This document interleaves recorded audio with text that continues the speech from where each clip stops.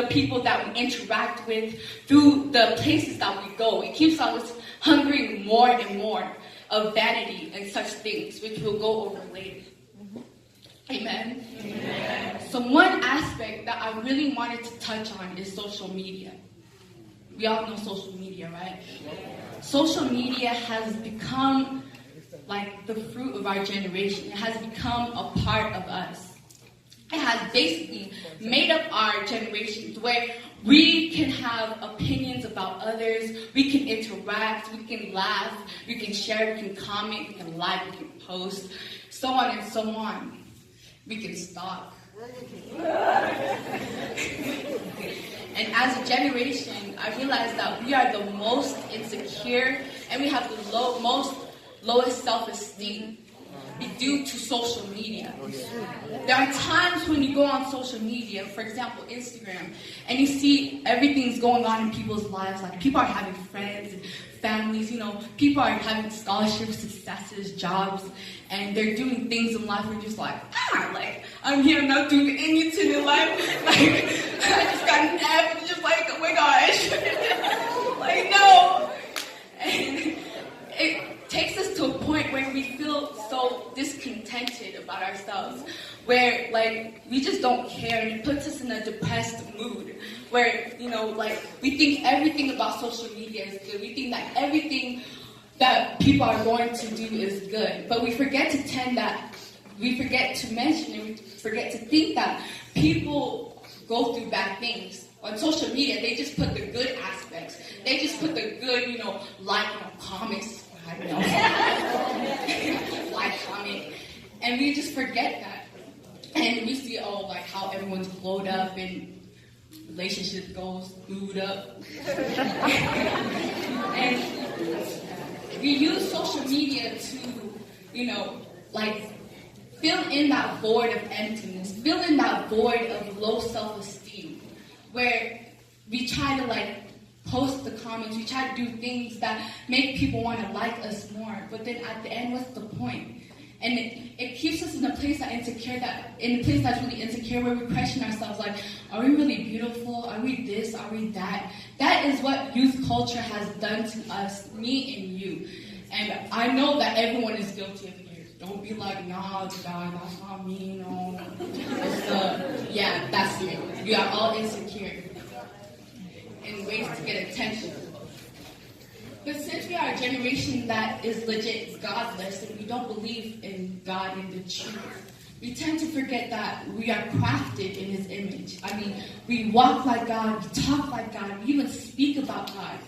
And, me and you, we're fine looking like God, but we forget to see that. We forget to, think about that. One day I was thinking, if you and me are so beautiful like this, Jesus must have been so beautiful. But then we let social media dictate us and who we are. And if the Bible says, we are beautifully and we are wonderfully made, we don't even credit that, because we have put so much into social media that it just breaks us down. We forget that we are architecturized by God, shifted, made. The generation says otherwise, change your appearances, get all the surgeries that you have, get everything that you need, because you are not perfect. But we forget that we are perfect. Amen.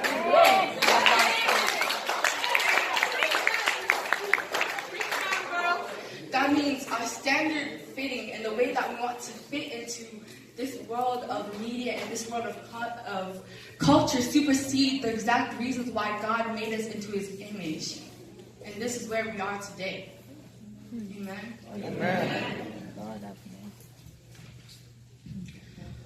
Social media does not only depict our appearances or what we do or how we act, but it grabs all of our attentions. I remember one day I was, scrolling, of course, and I saw a group of friends just looking at their phones at the restaurant. They could have been talking to each other, but no, they're just looking, they're just scrolling. And I'm like, wow, I hope this is not me. But it is. And at school, too, we see many just locked into our phones. In the malls, we see many locked into our phones. It has become a disease. And most importantly, with God, we have diluted God because of social media, too. When the Bible's right there. For me, like one time, I had my phone, my Bible was right there.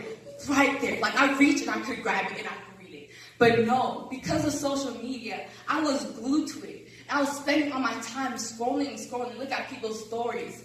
But at the end of the day, like, I wake up and there's no productivity in my life.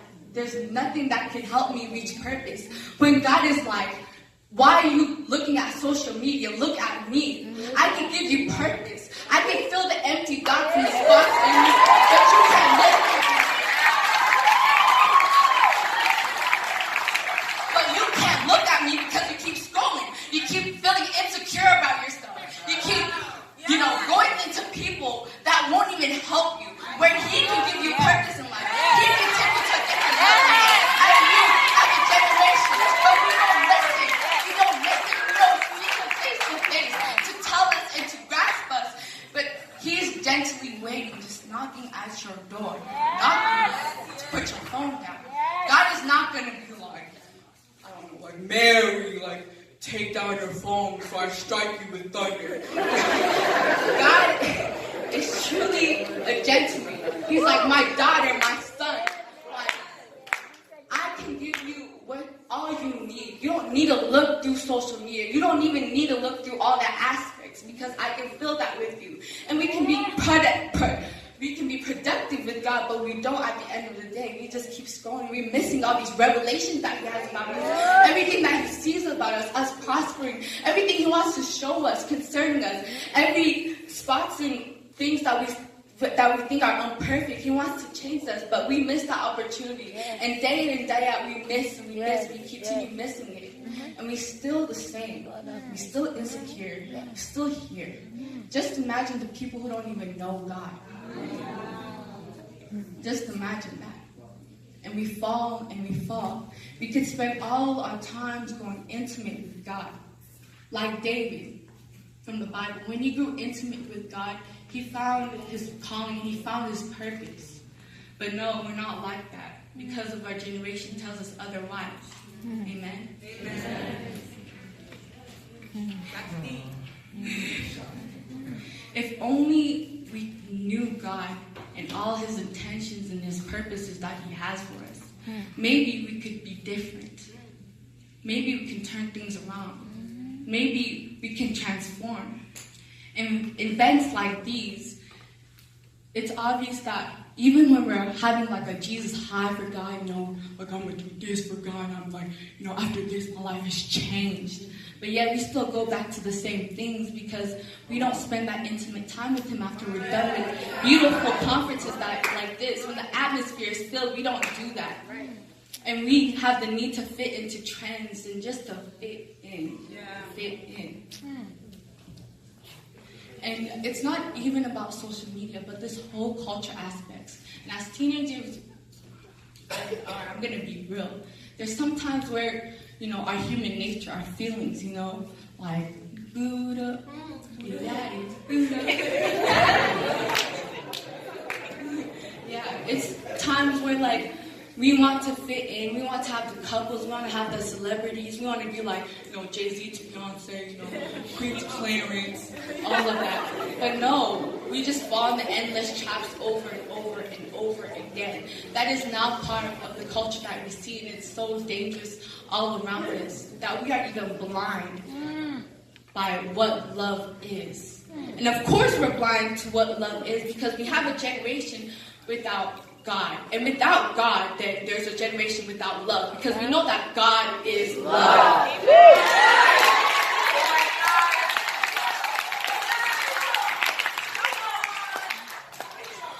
So,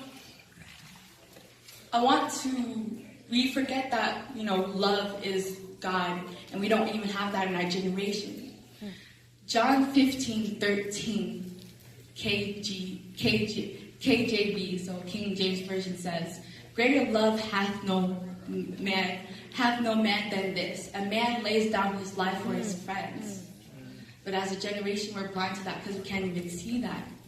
We have gone to a place where love is not even known, where we try to define our own source of what love is. And that is also genuine. That is also crazy as well, and that's also sad. Where we have diluted what love is. Where we have said that, like, we were talking on the bus, and we said, Nathaniel, Denver District said, people, if Jay-Z and Beyonce were to break up, then there would be no couples and there would be no love. And yeah.